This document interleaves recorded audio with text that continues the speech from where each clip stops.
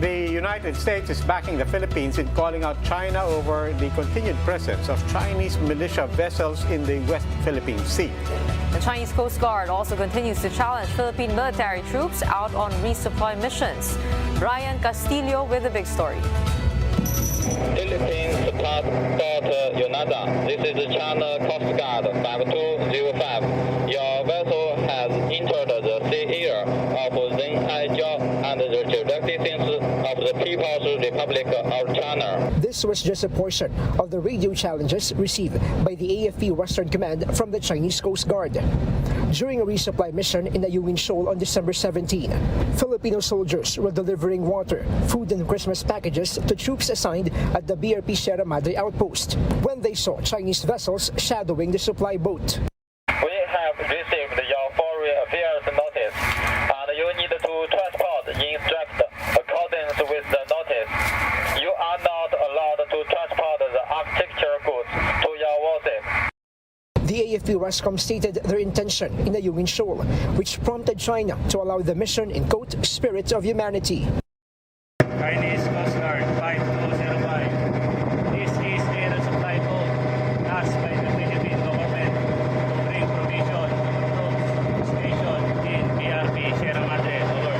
Your vessel has entered the sea area of Zhengzhou and the jurisdictions of the People's Republic of China. In the spirit of humanity, we are allowed to support food and water for your elderly worship number 57.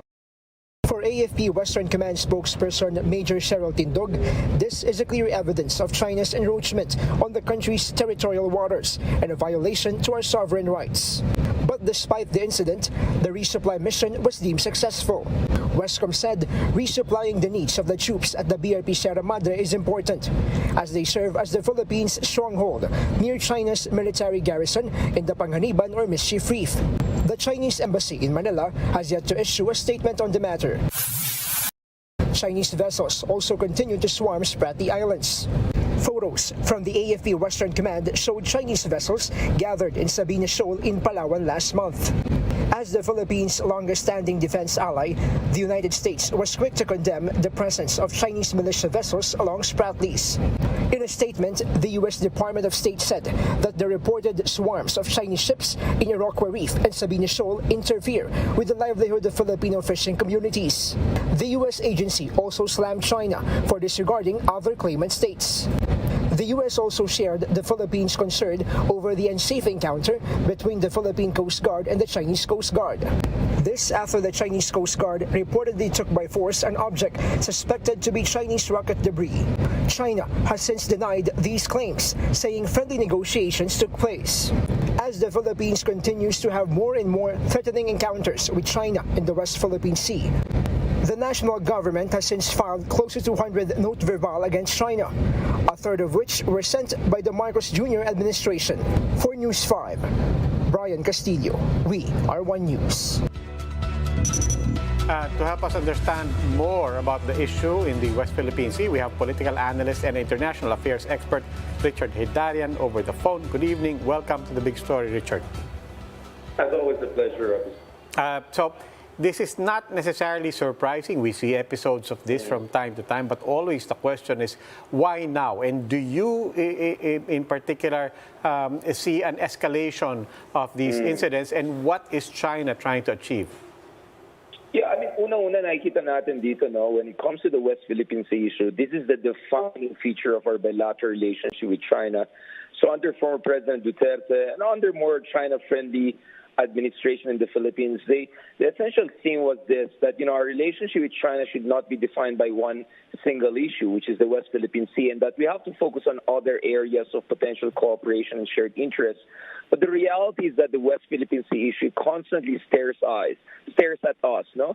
And it's an issue that's always explosive and always is something that resonates with the Filipino people, because we in the Philippines really feel that we're being bullied by China, and that China's, you know, claims that they're a benign power in the region is constantly being questioned because of their behavior. They're on the ground in the West Philippine Sea.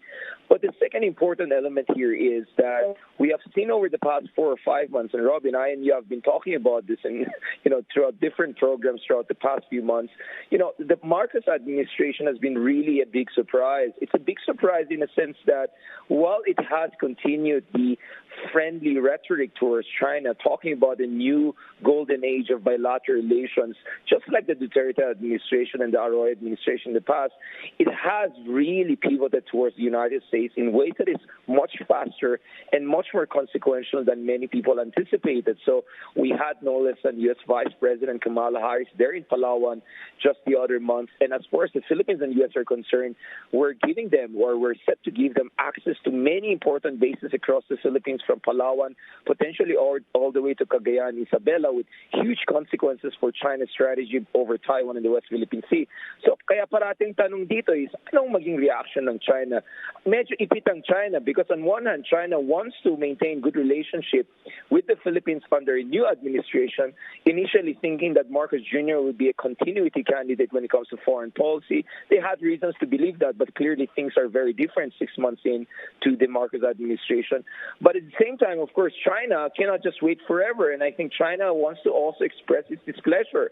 Hindi sila natutuwa dito sa direction ng Marcos administration foreign policy, and they feel that this new administration is far friendlier to U.S. than they perhaps anticipated. Kaya yan ang tinitignan natin on the ground. But Richard, what does this mean for President Marcos' upcoming trip to Beijing? He will be meeting with President Xi Jinping in China early next year. What kind of footing will he have given these developments? Yeah, so in the past, ang tanong kasi is how much does the Beijing government, the Zhongnanhai, their version of Malacanang, have a say on the day-to-day behavior of their Coast Guard vessel and militia vessel. Of course, Robbie, yung militia vessel ng China ay hindi sila professional. Although officially they're under the command of the PLA Navy of China, and we know that a lot of them are sometimes rogue, in terms of their behavior, including yung nangyari noong 2019 sa Reed Bank, or at least that's some of the claims that we're hearing. So one big question is how much of what's happening on the ground, including aggressive actions by their Coast Guard and their militia, is a reflective of the policy of the Chinese government? That's always one question we have. The other one is that what is the signal that China is trying to send to the Marcos administration ahead of his trip to China, assuming the Beijing government, especially Xi Jinping, has full control and full brief of what's happening on the day-to-day basis. Robbie, one thing I remember is that back in the day, I cover international affairs, and one of the fascinating things to me, or sometimes really puzzling and troubling thing, is that when President Xi Jinping visited China a few years ago in India, it was the first visit he had with Narendra Modi, the very nationalist, tough-talking leader of India. They had extremely chummy, really friendly conversation. But while they were having a nice conversation, the PLA, the Chinese military, was bullying the Indian counterparts there in the Himalayas, where they also have territorial disputes. So we have this history whereby China tries to play, or kind of plays bad cop, good cop, during a high-level meeting or perhaps in the run-up to the meeting. So I know there are people who are saying, wait lang, tumutulong ba ito dun sa meeting ni Marcos with China? But I could argue that perhaps ang ginagawa ng China, if this is really intended, this is really getting the green light from Beijing, is that they're reminding Marcos Jr. that, hey, we have also options here. If you keep on playing it nice with the Americans, if you keep on giving the Americans access, we can punish you. We can get back at you. So yun yung konteksto po kung saan pwede natin maintindihan or pwede natin magkaroon ng matinding, maayos na pagsusuri dito sa mga latest developments sa West Philippine Sea. All right, thank you for weighing in on the situation on the West Philippine Sea. That was political analyst Richard Heydarian.